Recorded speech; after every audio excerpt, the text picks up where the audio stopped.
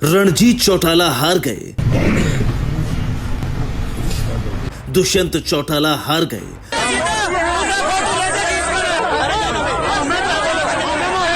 अभय चौटाला भी हारे।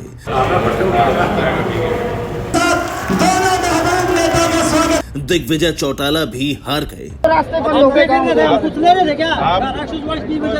हरियाणा विधानसभा चुनाव में कुछ इस तरह चौटाला चारों खाने चित हुए और एक तरह चौटाला परिवार का पैकअप हो गया। अभय चौटाला हो या फिर दुष्यंत, हरियाणा के मतदाता ने मुंह फेर लिया। सबसे बड़ी हार दुष्यंत चौटाला की हुई, खुद हारे और पार्टी की भी करारी हार हुई। 4 साल तक डिप्टी सीएम रहे, सरकार चलाई, लेकिन पार्टी एक सीट भी नहीं जीत सकी। 2019 के चुनाव में दुष्यंत चौटाला की जेजेपी ने 10 सीटों पर जीत दर्ज की थी और बीजेपी के साथ मिलकर सरकार बनाई थी।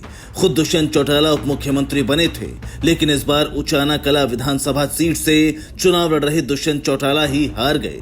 उचाना कला सीट पर दुष्यंत चौटाला 5वें नंबर पर रहे। उन्हें सिर्फ 7,950 वोट ही मिले। इस बार चुनाव में हालत पतली रहेगी, इसका अंदाजा दुष्यंत चौटाला को पहले से ही हो गया था। हालांकि वो खुद भी इतनी बुरी तरह हारेंगे, इसका अंदाजा उन्हें शायद नहीं था। जेजेपी की इस दुर्गति की कई वजहें रहीं।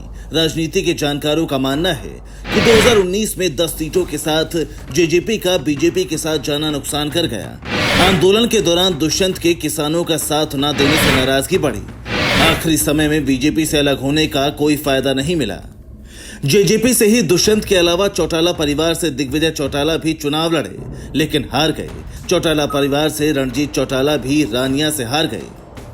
रणजीत चौटाला बीजेपी से अलग होकर निर्दलीय चुनाव लड़ रहे थे, जबकि 2019 से रणजीत चौटाला बीजेपी सरकार में जेल और बिजली मंत्री रहे, लेकिन बगावत करके अलग हो गए थे।